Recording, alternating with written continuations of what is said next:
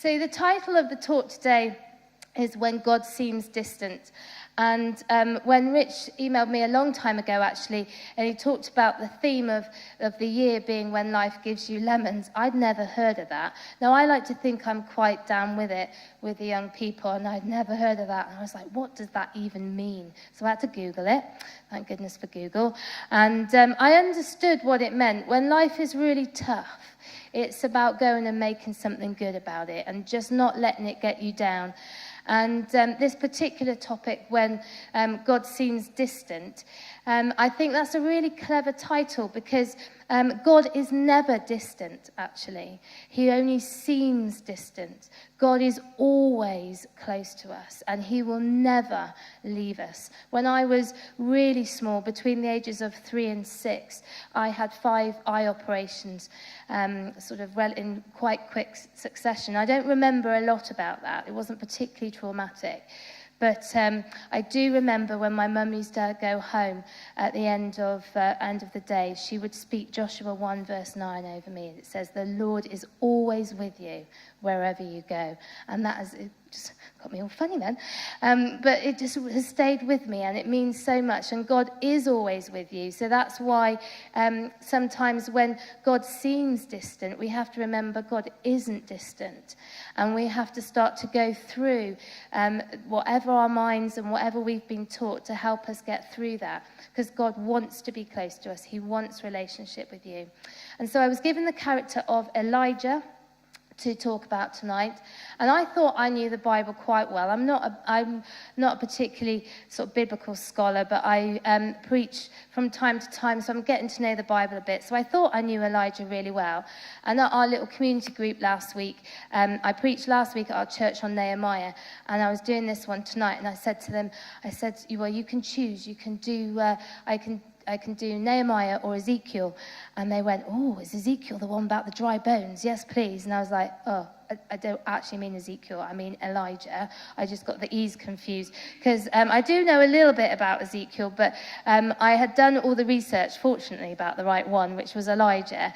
But I disappointed my group this week. But I then went through it with them, and I think they learned a little bit about what I'm going to share tonight. Elijah is an incredible man.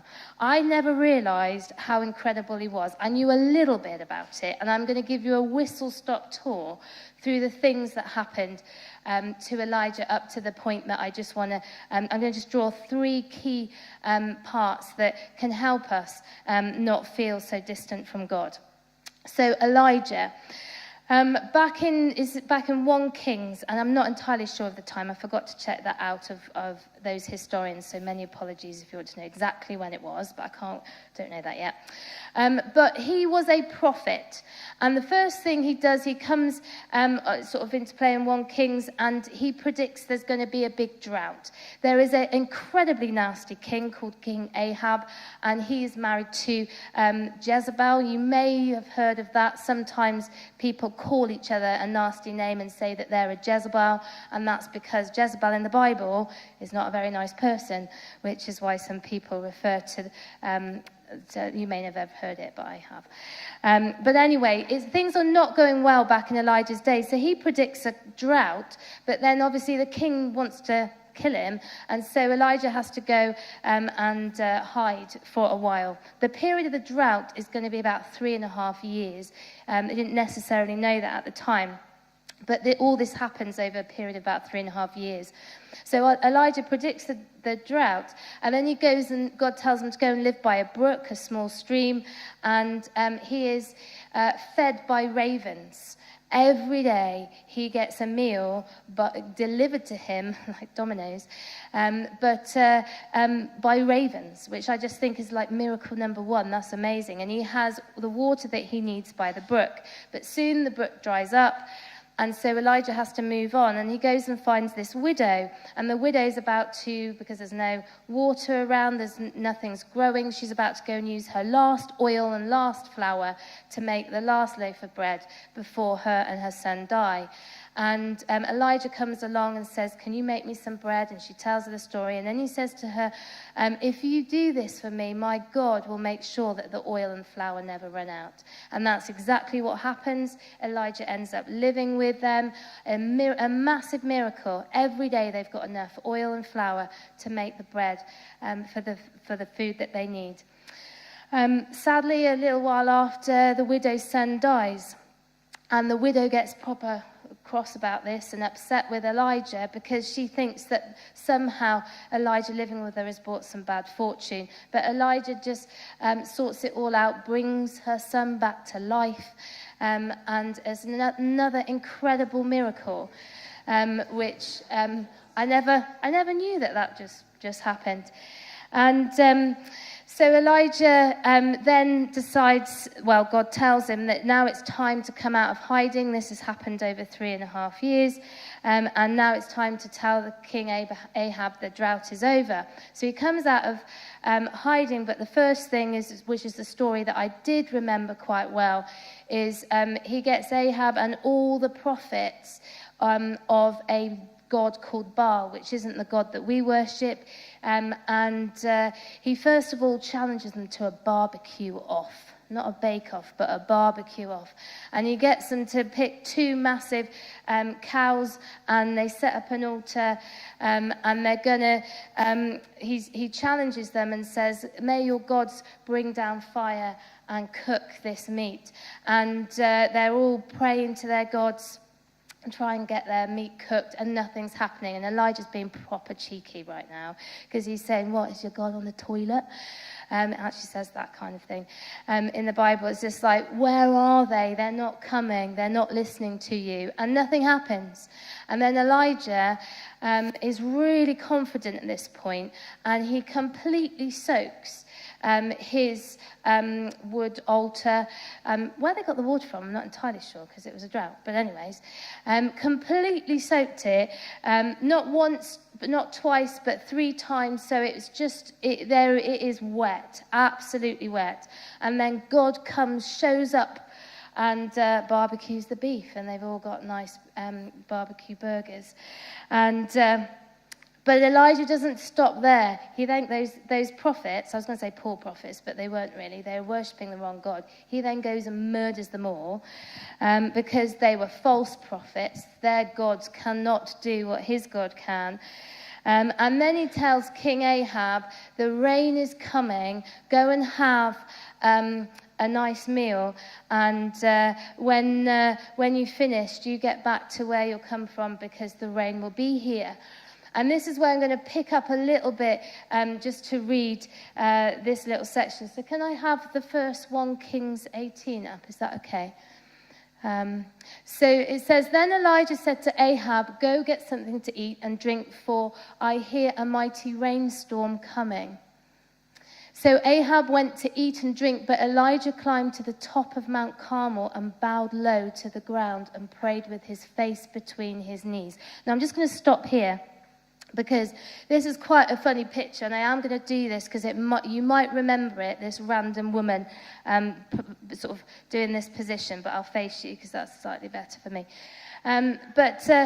What Elijah was saying was that the rain is coming. So Elijah stands in front of Ahab and all the people that are left alive, and he starts to pray, but he doesn't just pray on his knees. He gets like with his head right down this, probably even lower like this, and he prays like that for ages.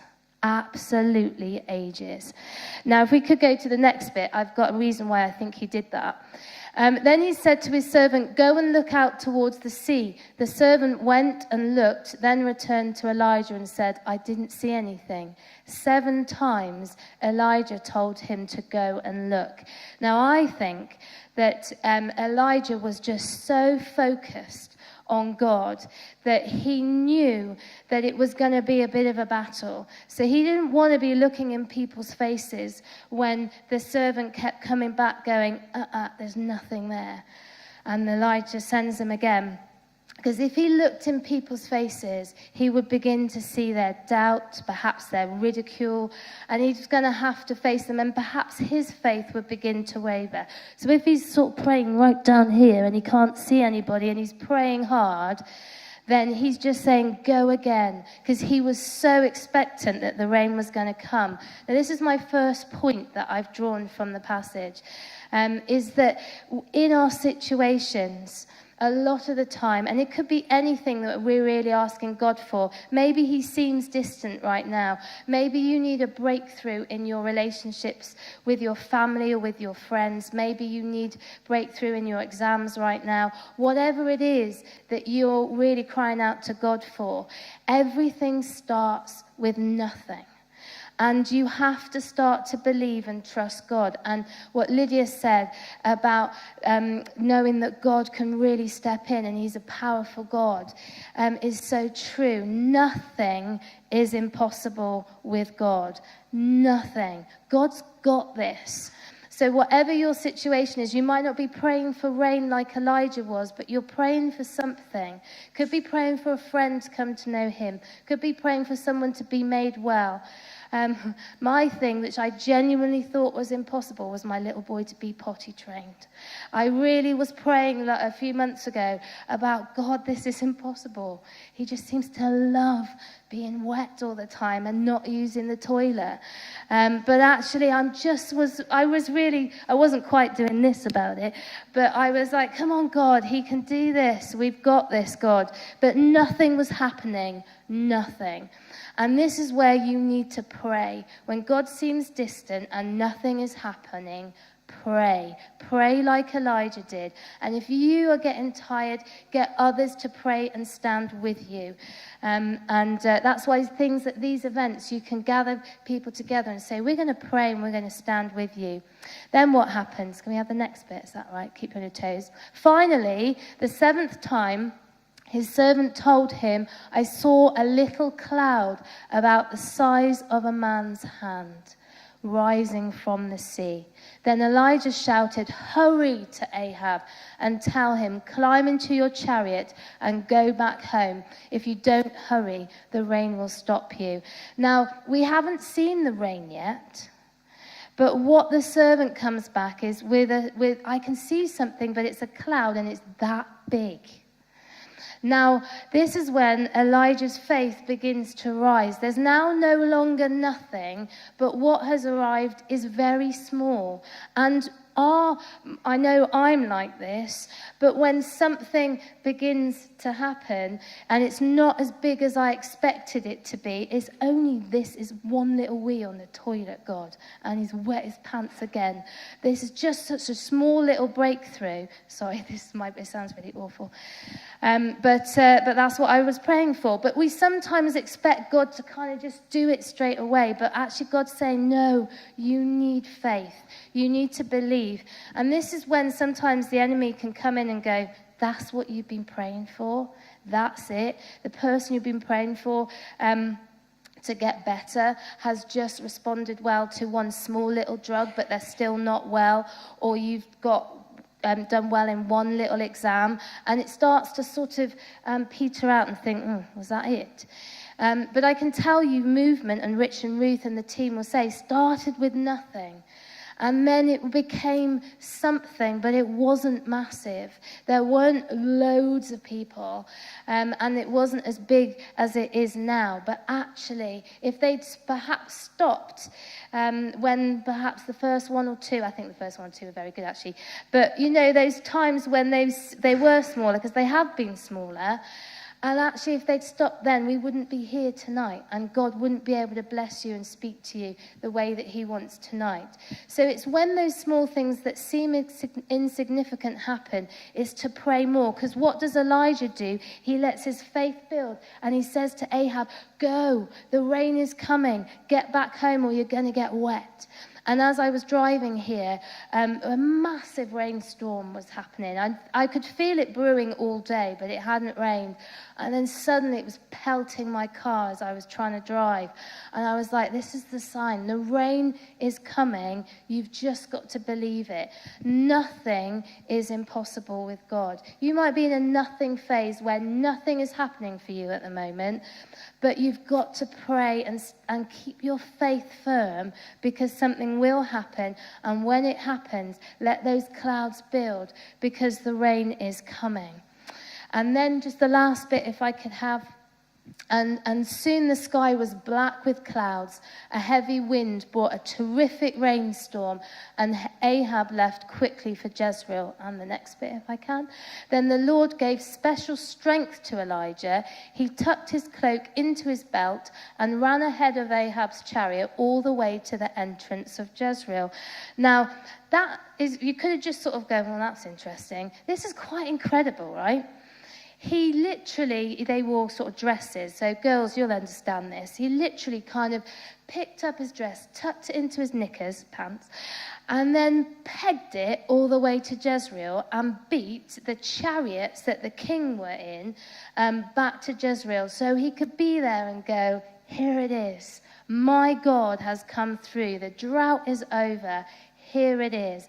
And God is an incredible God of miracles. That God back there is the same God that we have today. And so you might be in a position of nothing. Keep praying. You might have a little glimmer of hope. Keep your faith strong. And when the rain comes, rejoice. Now I haven't got time to read it or go back, but what happens next is so interesting. Jezebel, the king's wife, then threatens to kill Elijah, and Elijah flees again. Now, Jezebel probably wasn't serious. She probably was very angry, because I've never murdered anybody, okay, just to be clear. But if I was going to murder somebody, I wouldn't tell them I was going to murder them. She sent a message to say she's going to murder him. So she probably wasn't going to do it. But actually, Elijah, the fear came back and he ran. And do you know what he does next? This is the Elijah that's had miracle after miracle after miracle. He then goes into the desert and wants to die. He just says, God, I've had enough. I can't do this anymore. I've lived for you. Take my life. And God says, this is Matt's thing from last week, I haven't finished with you yet. And an angel comes and gives him more food. It's a massive banquet. It's enough to keep him going for 40 days into the desert. And he ends up in a rock and a cave. And there's a beautiful little verse in there. And Elijah's just crying out to God to come and meet him. And then there's a rainstorm, there's a fire, there's loads of different things. But then there's a small whisper. And that was God. You know, sometimes in all the big, crazy stuff that goes on in our life, we think, where are you, God, in this? And God's saying, I'm not in it. I'm in the small whisper. Come and spend time with me. And the enemy wants to come and take away that faith that you build. Who wants to take away those promises that have been spoken over you. But actually, if you spend time with God and listen for that small voice. Sometimes you've got to put yourself away, put your phone away, and just be with God, and he will come. He will come and speak to you. You've just got to listen carefully. So Rich asked me tonight about what the response would be, what I felt God was saying as a result of that. And the first thing is about, and Rich will direct us in a bit, but it's about if you're really feeling like nothing is happening, is to pray for you that you feel encouraged and strengthened in that, and that your hope starts to build again. Second of all, if you're in that place where you're just seeing something really insignificant, but you know that there's something else that God is calling you to do, or that you just want God to sort out for you, some big stuff. I felt perhaps over family situations was one of the things that I felt about relationships with parents can be really tough. And I felt that some of you had perhaps seen some little changes where perhaps your parents aren't very good at saying, I love you and I'm proud of you and I believe in you. But actually, they've said that, but then it's gone back to normal again and your hope is beginning to sort of dwindle. It may not be your parents, it may be other people that you know, it may be friends that are saying that type of stuff over you and you just don't feel very encouraged. But I just really want to pray for you. And if you just feel really under attack and you just want to find that place of peace where you can hear God's small voice, we really want to pray for you tonight.